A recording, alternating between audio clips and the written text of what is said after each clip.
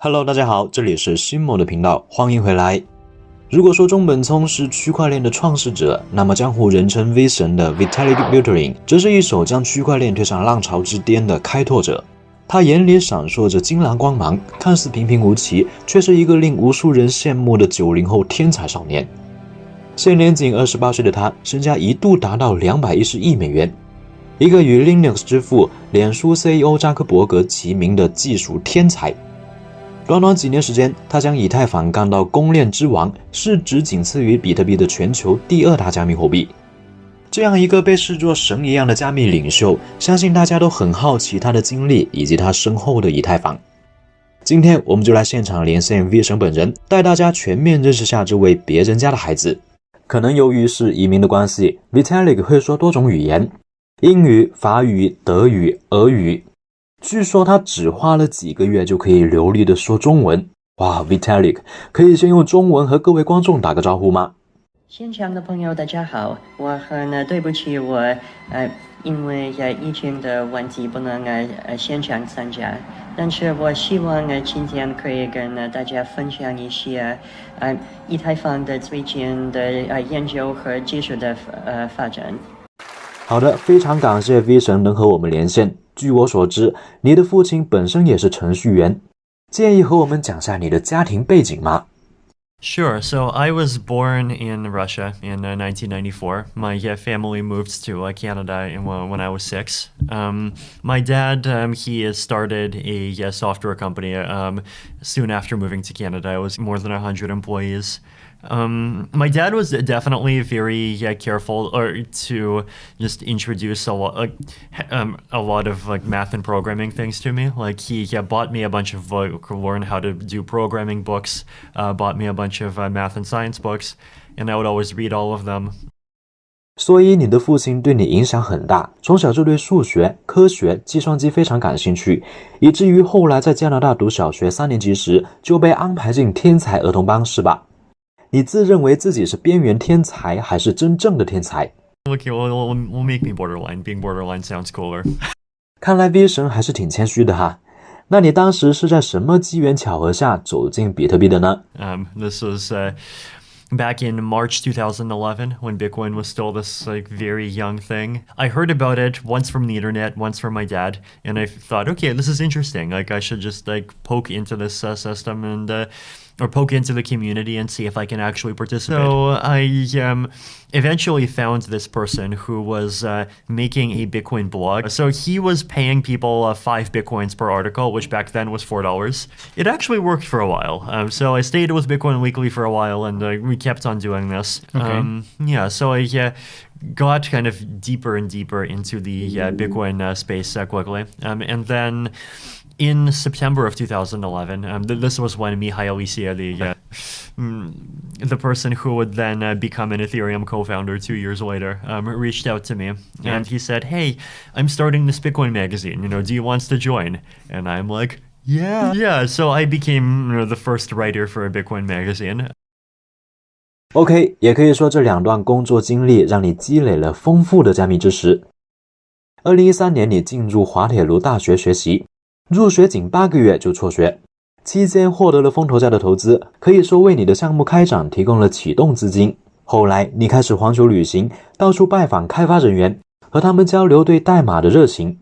同年年底发表了一份提议创办以太坊的白皮书，并得到了强烈反响。2014年年初，他和几位合伙人通过 ICO 共募集了31万个比特币，即1800万美元，这也是加密货币史上价值第2高的 ICO。 有了这笔钱， Buterin 团队很快在瑞士成立一家非盈利公司 Ethereum Foundation， 投入了自己同年获得的 Peter Thiel 的10万美元奖学金，开启以太坊建制工作。2015年，以太坊正式上线， Buterin 年仅21岁。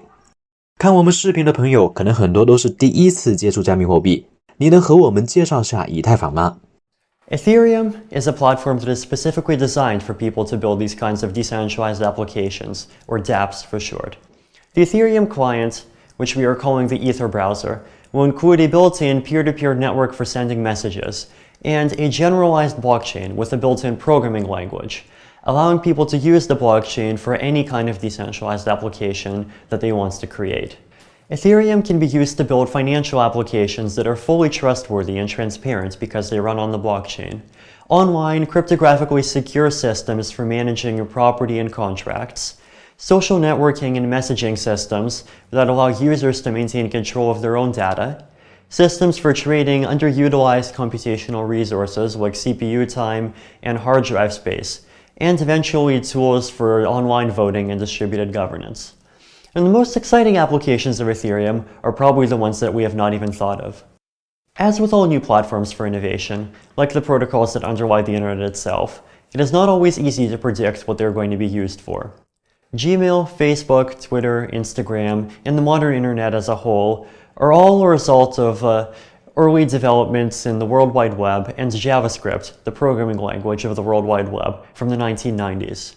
Similarly, by providing a universal programmable blockchain and packaging it up into a client that anyone can use, the Ethereum project hopes to do the same for finance, peer-to-peer commerce, distributed governance, and human collaboration as a whole. 所以用一句话来总结以太坊，它是一个开源的、有智能合约功能的公共区块链平台。如果说比特币代表区块链 1.0， 那么以太坊则是区块链 2.0 的代表。相比比特币，最重要的功能是加入了智能合约功能。Exactly. 你是如何看待狗狗币的呢？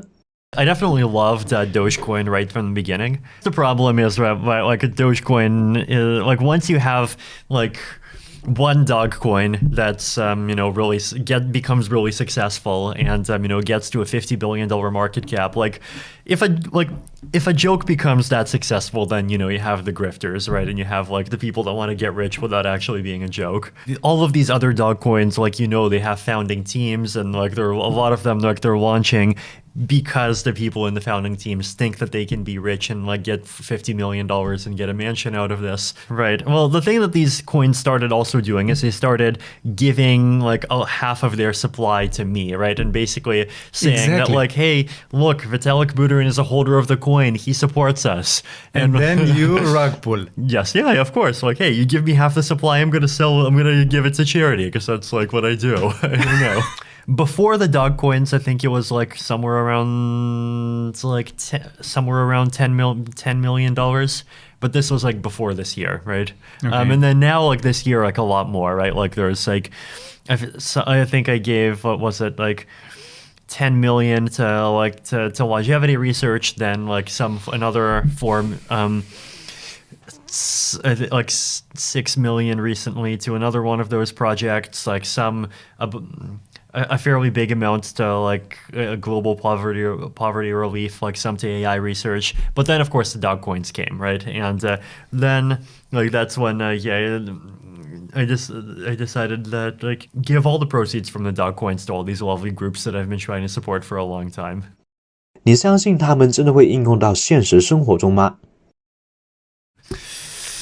I think realistically, most of them are going to like go nowhere, and we're not going to see them in 10 years. Of course.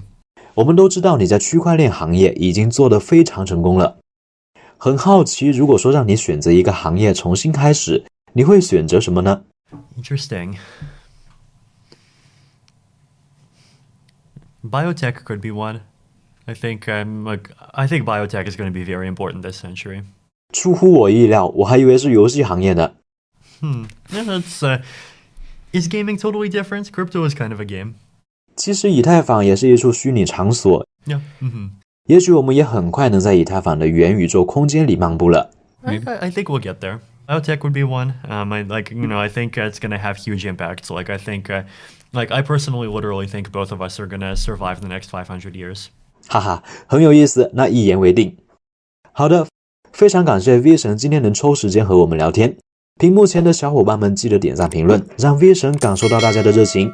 那今天的内容就先到这了，我们下期再见啦，拜拜。